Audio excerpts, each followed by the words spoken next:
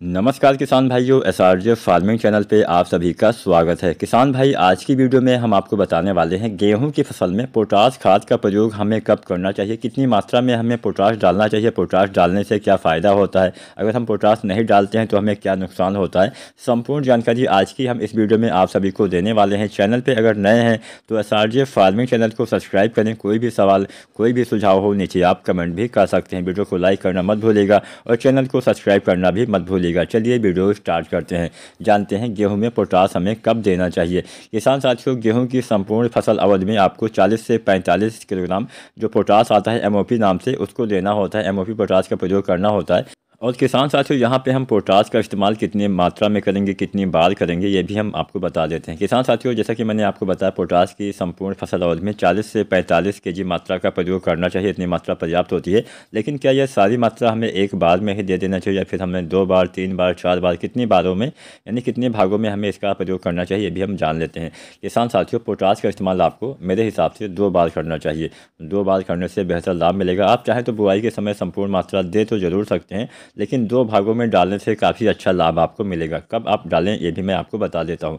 Potash की जो पहली मात्रा है वो आपको जब आप बेसल डोज के रूप में डीएपी या फिर जो आप एसएसपी या फिर आप यूरिया डालते हैं उसी खाद के साथ मिला के प्रयोग कर देना है। नहीं, बुआई के समय जो आप खादें डालते हैं बेसल डोज के रूप में, तब आपको पहली मात्रा इसकी डाल देनी है। पहली मात्रा आपको डालनी है लगभग 25 किलोग्राम। बुआई के समय आपको 20 या 25 केजी मात्रा आपको डाल देनी है प्रति एकड़ के हिसाब से। इतनी मात्रा पर्याप्त होती है। तो 25 किलोग्राम पोटाश जो एमओपी आता है उसका प्रयोग आपको बुआई के समय, जब आप बुआई करते हैं तब आपको डालना होता है। इसके बाद में दूसरी मात्रा आपको डालनी होती है जब आपकी गेहूं की फसल गबोट अवस्था में चली जाती है, यानी जब बालियाँ निकलने वाली होती हैं। तो बालियाँ निकलने से लगभग 1 सप्ताह या 10 दिन पहले भी आप इसका इस्तेमाल कर सकते हैं, या फिर आप दूसरे पानी पर भी इसका प्रयोग कर सकते हैं। जब आप गेहूँ में दूसरा पानी लगाते हैं तो उस अवस्था में भी आप जो पोटाश आता है एमओपी, इसका प्रयोग कर सकते हैं। तो दूसरे पानी पे या फिर गबोट अवस्था से थोड़ा पहले आपको लगभग 20 केजी पोटाश देना होता है। तो यहाँ पे हमने संपूर्ण मात्रा आपको बता दी कि 25 केजी आपको देना है बुआई के समय, और फिर से 20 केजी आपको देना है गबोट अवस्था से पहले या फिर दूसरे पानी पे, जब आप दूसरा पानी लगाते हैं तब। अब हम ये भी जान लेते हैं, बहुत सारे किसान भाई हमारे ऐसे भी होंगे जो किसान साथी हमारे गेहूँ की जब बुआई किए हैं तो पोटाश का प्रयोग नहीं किए हैं। तो वो हमारे किसान भाई पोटाश की पूर्ति कैसे करें। सबसे पहले हम ये भी जान लेते हैं कि आखिर पोटाश के प्रयोग से लाभ क्या होता है, हम क्यों पोटाश खाद का प्रयोग करते हैं। उसके बाद में हम जानेंगे कि मान लीजिए आप बुआई के समय पोटाश नहीं डाल पाए हैं तो आपको क्या करना चाहिए।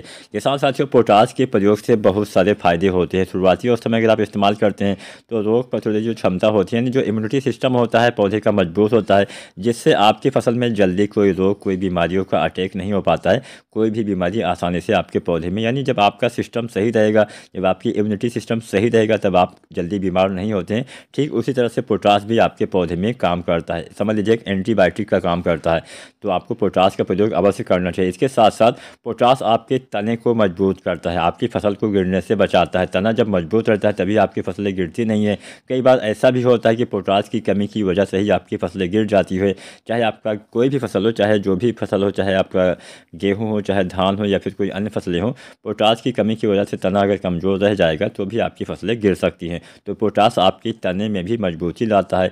इसके साथ साथ पोटाश का काम होता है आपके दाने के भराव में हेल्प करना, बालियाँ बनने में मदद करना, बालियों की साइज भी लंबा करता है, बालियों में दानों की संख्या में भी वृद्धि करता है। कई बार आप देखते होंगे कि आपकी बालियाँ काफ़ी छोटी रह जाती हैं, तो हो सकता है पोटाश की कमी की वजह से ऐसा हो गया हो। आप देखते होंगे जो किसान भाई पोटाश का प्रयोग करते हैं उनकी बालियाँ लंबी आती हैं, हरी भरी रहती हैं, बालियों की साइज लंबी रहती है, बालियों में दानों की संख्या में भी बढ़ोतरी होती है। इसके साथ साथ फूल फल दाना बनने में काफ़ी हेल्प करता है। तो पोटाश के यही कार्य होते हैं जो आपको अवश्य प्रयोग करना चाहिए। अब हम ये जान लेते हैं कि मान लीजिए आप बुआई के समय पोटाश न डाल पाए, यानी बेसल डोज के रूप में आपने पोटाश का प्रयोग ना किया हो, तब आप इसकी पूर्ति कैसे कर सकते हैं। तब किसान साथियों आपको क्या करना है, तब आपको पहली जो मात्रा डालनी है वो पहली सिंचाई पर डाल देनी है। जब आप गेहूं में पहली सिंचाई करते हैं, जब आप यूरिया खाद डालते हैं, पहली बार टॉप ड्रेसिंग करते हैं, तब आपको उसी के साथ में आपको पोटाश का भी प्रयोग कर देना है। लेकिन यूरिया खाद के साथ जब भी आप पोटाश डालें तो बहुत जल्दी मिला के आपको डाल देना चाहिए। बहुत लंबे समय तक दोनों को एक साथ में आपको नहीं रखना चाहिए, नहीं तो नुकसान हो सकता है। तो यूरिया के साथ पोटाश मिला तो सकते हैं लेकिन बहुत जल्दी आपको प्रयोग कर देना चाहिए। तो आप पहले पानी पर, जब आप पहला पानी लगाते हैं उस समय भी आप पोटास की लगभग 20 केजी या 25 केजी मात्रा डाल सकते हैं। फिर उसके बाद में फिर से आपको गबोट अवस्था से पहले यानी दूसरे पानी के आसपास आपको फिर से 20 केजी पोटास जो है MOP पोटास उसका प्रयोग कर देना है। अच्छा लाभ मिलेगा, आपके पौधे में बालियाँ और दाने अच्छे आएंगे, दाने का भराव अच्छे से हो पाएगा। कई बार आप ये भी देखते होंगे कि दाने तो आपके अच्छे आते हैं लेकिन दाने आपके पतले रह जाते हैं, हल्के रह जाते हैं, उनमें वजन नहीं हो पाता। पोटास की कमी की वजह से भी ऐसा हो जाता है, कई बार नमी की कमी की वजह से भी ऐसा हो जाता है। तो पोटास को आपको अवश्य डालना चाहिए अगर आप चाहते हैं कि आपके दाने हेल्दी आए, दाने मोटे आए, दाने में वजन रहे, आपके पौधे में बालियाँ लंबी आए, दानों की संख्या में वृद्धि हो, तो आपको पोटास का प्रयोग अवश्य करना चाहिए। उम्मीद करते हैं आज की वीडियो में आपको अच्छे से पता चल गया होगा। फिर भी कोई भी सवाल सुझाव हो नीचे आप कमेंट भी कर सकते हैं। वीडियो देखने के लिए आप सभी का बहुत बहुत धन्यवाद।